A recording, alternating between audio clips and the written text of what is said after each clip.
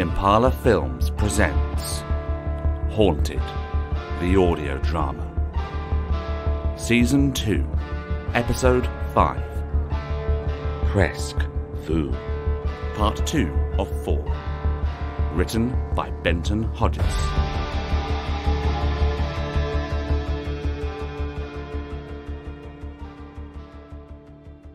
Eggs over easy, thank you. And feel free to Irish this up. Isn't it a tad early? Normally I wouldn't, but this hangover's biting back hard. Can feel it right behind my eyes. Ow! Morning all. Why are you both staring like that? Oh, you are in for it. What? I know you're both adults, but it's quite disrespectful when I'm here. I'm very disappointed in you, Daniel. Yes, we are very disappointed in you, Daniel. Okay, I'm really confused. Disappointed in what? Dan, did Abigail spend the night with you last night? No. She wasn't in her room. Did she get home all right? Yeah, we finished number 12 and then got back about 11. Well, her phone isn't pinging any of those GPS thingies, and the night watchman said she hadn't left yet, so we presumed that she'd wound up with you. I slept alone, promise. And you don't know where she is? No, she was really drunk, so I helped her back, left her to change. Then I took the key for her window, left the water and paracetamol for her, and put a backpack on her so she couldn't roll over in her sleep. Just in case. Well, that was quite sweet of you. If she isn't in her room, maybe she snuck out to one of the spots we went to. I mean, she could barely walk straight, but I guess. How is your memory of the last few days? Mine is rather patchy. Mine too. I guess it started with that ghost house, remember? Vaguely. It was the new build, right? The one with the, Haunting? Yes. It's been happening every night since we moved in here. The clock stops. 3:17 every night. Animals fly into the windows. Our dog will start barking as if someone is coming to the door, but no one is there. I was upstairs in the bedroom and I saw a woman pushing my little Susie on the swing. And when she turned to me, her face was all contorted and bloody. But Susie just calls her friend. It's not just localised to the house. It's latched itself onto my husband. People always ask who he's talking to in his office when he's alone. They see it through the window. That dark shadow. It follows him wherever he goes. Wow. What do you think, James? Look, there's ectoplasm right up this wall. You could almost mistake it for mould. Not to mention all the cold spots. Fascinating. Thank you, Alice. I'll be right back. Well? It was convincing, I'll give you that. What gave it away? Well, I reckon this house is at a push 3 years old. Triple glazed windows, cavity brick. I even saw a heat pump. They did a good job, but no new build is this haunted. Unless it was built on 3 Native American burial grounds, 2 pet cemeteries, and a pagan circle in a pear tree. It's too convincing to be convincing. Oh, damn it! Oh, it's so close.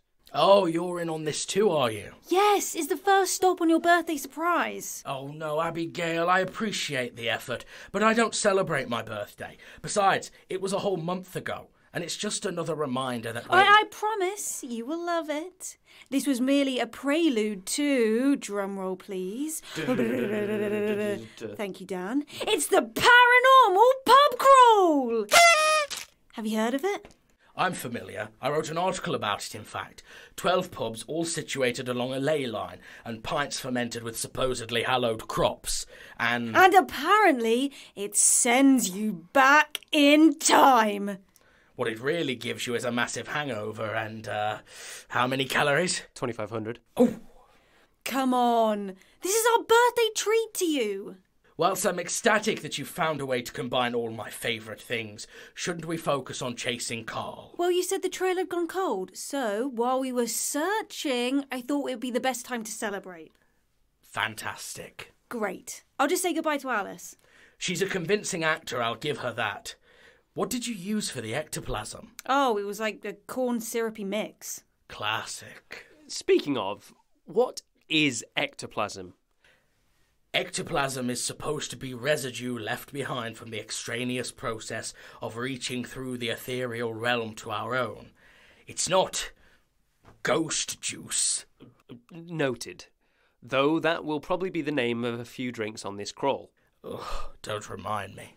Oh, what are you complaining about? Abigail has set up a lovely surprise for you based on the only two things you bitch about the least. Exactly. I have to persevere as the only things that give me purpose in life are watered down to tourist trap consumerism. It's like if we went to a police-themed food chain for your birthday, then spent the rest of the day in the gym watching action movies. Jesus, you can be so ungrateful sometimes. Just be glad that someone cares about you enough to go to this effort for you.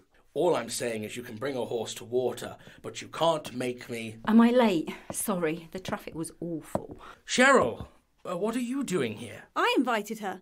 Thought it'd be a nice break from all the chaos of Greenvale and elves. Right, well, more the merrier. What's our next stop, Abigail? I'm glad you asked. Our first stop is Dunwich. Then we're heading to start the Golden Mile. Oh, goody. Shall we? What? Nothing. It's not nothing. You're making a face. Nothing. It's just interesting. Oh, please enlighten me. I don't know. I always thought you were a kind of eunuch. It's funny to see that behind all the posturing, you're just a regular bloke. I don't know what you are talking about, Deputy. Sure. Are you two coming or what? Yeah, come in, Abs. What? Nothing. Oh, don't even try I it. would never.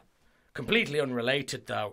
Are you familiar with the concept of mutually assured destruction? Point taken. Shall we?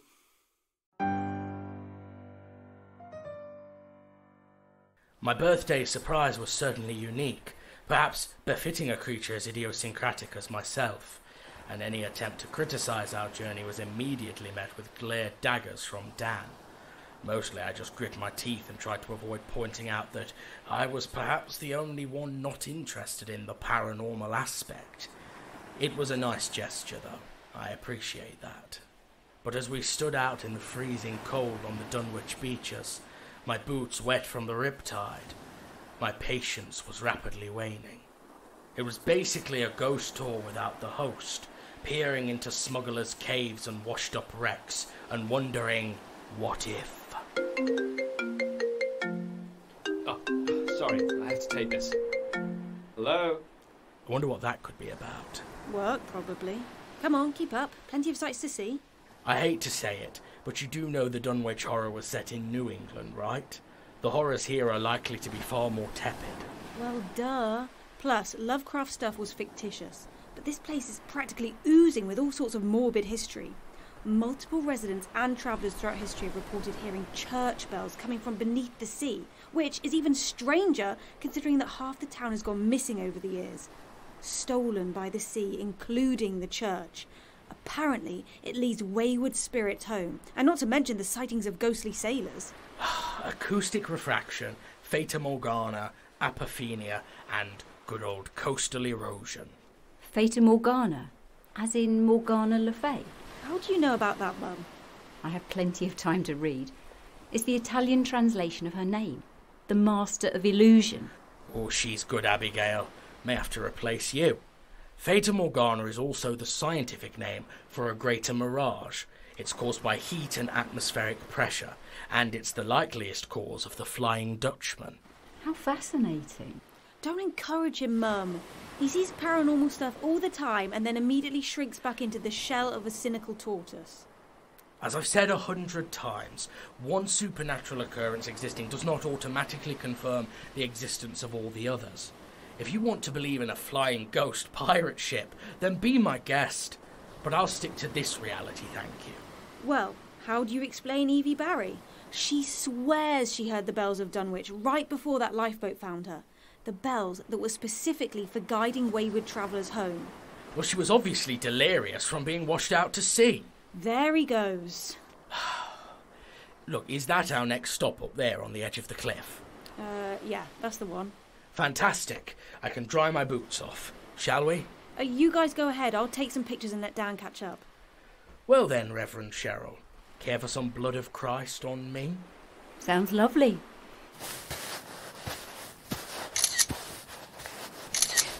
Really shouldn't have picked early March to go sightseeing at the coast. Ugh.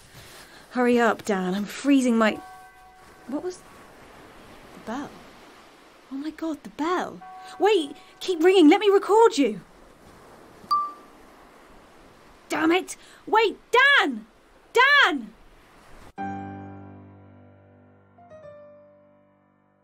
Hi, is this DC Cowell? Speaking. Hi, I'm returning a call you placed earlier regarding your inquiry at the Gazette. Oh, fantastic. Yeah, I was wondering if the interview by Miss Wu had been published yet on the Greenvale event? No, sir. Not that I can see. Nothing in the paper about it. Oh, do you know if the editor has moved it to a later day? As far as I can see, the interview isn't scheduled to be published. What was the name of the reporter? Eliza Wu. Right. Well, it looks like no story on the Greenvale event has been booked. The London Gazette only deals with local events. As for Miss Eliza Wu, when did the interview take place? Last week. Okay, well, we have no records of Eliza Wu working here. Does that include freelance? No, sir. I could check, but that would take some time. Yeah, if you don't mind. If you find anything, would you be able to send it to me ASAP? Sure, sir. I'll scan them and email them over. Is there... Dan! Dan! Oh, that's all. Thank you. What's happened? Where are the others? Did you hear it? Did I hear what? The bell. The church bell. No. It's 1:42. Why would the bell be ringing? 'Cause it's haunted. Our Paranormal Pub Crawl has already struck gold. That doesn't sound haunted, Abby. That sounds like the bell ringer has a fast watch. Except, plot twist, the bell ringer was a wraith. Oh, you're worrying me, Abs. I heard it from beneath the ocean, like the old legend said. Seriously, did you get a recording of it? Alright, the person I was calling, they may have been recording the call for customer service reasons. I'll see if I can hear it through the microphone. You're a star. First round on me. Sounds good to me. Who are you talking with? Oh, that's classified, I'm afraid. Classified or confidential? What's the difference? Confidential is just boring privacy policy stuff. Classified is badass spy stuff. And how do you know I'm not a badass spy? 'Cause you're not badass. Ah, just what a badass spy would want you to think. Touché. Bet I could beat that badass spy in a race, though. To the pub up there? Yeah, winner takes all. All the what? The glory. Scared? Abby, we were in PE together. You run like a lopsided Labrador. Okay, ouch. Meanwhile, I was the 400-metre champion 3 years running. A fact you never stop bragging about. I just don't want you to get super competitive and then angry when I... 3, 2, 1, go. win!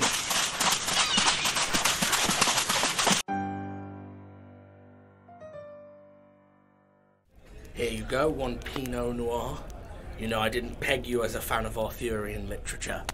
Oh, I've always been an avid reader, ever since I was little. Stay up past my bedtime, pulling the covers up over my head, flashlight in hand, reading till the late hours. I loved all the classics, like Jane Austen. Loved Dorothy. Of course. And Dan Radcliffe? Absolutely. And Hemingway. Perhaps I'm a bit of a cynic, but I always preferred Orwell. Though I always make a yearly pilgrimage through To Kill a Mockingbird. An absolute favourite of mine. I always tried to get Abigail to read it. I don't suppose yours and Abigail's reading lists tend to have much overlap. Well, not so much Stephen King or that Lovecraft fellow. But I've certainly read the works of a Mr. James Hunter. Oh, don't believe the hype. I hear he's a hack, and he uses an Oxford comma. How pretentious. Winner! Make way for the new queen of the 400-metre dash. Oh my, Dan, you're soaked. Yeah, funny that. I was tripped into the ocean. Oh, please. You fell into the ocean. Yeah, I fell when I was tripped. Oh, excuses. You just can't accept that the 400-metre king is getting old and being replaced. I'll accept it when you win without cheating. Street rules, bitch. Abigail, come and sit by the fire, Dan. Warm those wet clothes up. I'll buy you a nice tea. Oh, he's fine. Bigger news, though. Guess who heard the church bells of Dunwich? Fictitious sailors? Ha ha. Me. I did. You heard the incredibly rare church bells that you were talking about not 5 minutes before we left. Yes. Did Dan hear them? I think he might be a tad too hypothermic to remember. Funny that. He may have a recording of it though, and then you'll see. I'll see I'm right, as per usual. Do you not think it odd that you're the only one to hear it when you're alone and thinking about it? It almost reminds me of this phenomena. What's it called again? Oh, yes. Apophenia. Well, when Dan is slightly less frozen, perhaps he will be able to corroborate your story. But something tells me he might not be on your side. And right now, your story is as reliable as Evie's. Who was that Evie girl? I remember hearing about her and her friends on the news, but it seems like ages ago.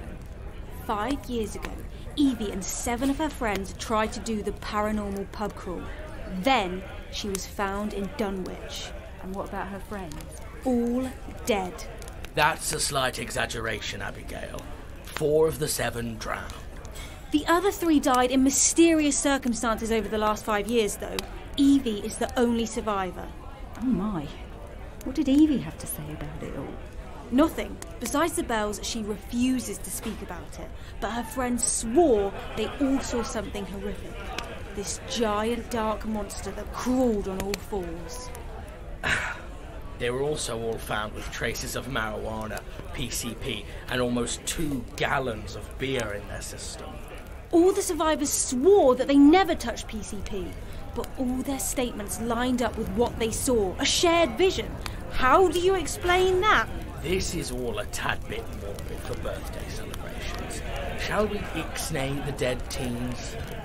Yes. How are you feeling, Dan? Cold. Oh, you're fine, big drama queen. Once Dan had been thawed out, we gathered around the table, drank, told stories, laughing, smiling and cheering. For all of their traits, good and bad, I'd rather spend time in their company than in my own. We left in the later hours, gathering at the bus stop and boarding one set for Essex, preparing for the onslaught on the liver that is a pub crawl. Slowly the bus pulled out of Dunwich, through the winding country roads of Sussex, southbound towards Essex, and transitioning into thick forest track. The bus driver, a large surly man with a blonde bushy moustache, cursed and hollered as his gear changes seemed to be followed by groans and sputters from the engine. The long and lilting journey, and perhaps the spilling engine fumes, were enough to lull most of us to sleep.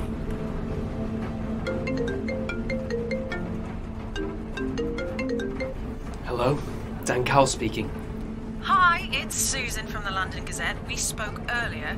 I found some information you may find interesting. Wow, burning the midnight oil. That's insomnia for you. I didn't really expect you to pick up. I was gonna leave a message. I don't sleep much these days either. A pair of night owls. Anywho. I was calling because I found an article by Eliza Wu. Well, the only article by Eliza Wu. Okay, go on, please. She was freelance, like you thought, and she only did one article with the Gazette. It was reporting on a car crash that left a young boy orphaned. What was the name of the family? The Hunters. It's quite Article 2, written back in Sorry, I'm losing you. Say again? In 19. Oh, come on, for fuck's sake! Are we there yet? No. Well, then keep it down. Sorry. She says, snoring like a chainsaw and drooling on my shoulder. Right, James is in his 30s, so to report on that article, she would at least need to be in her late 40s. And that reporter didn't look a day over 21. Who are you, Eliza?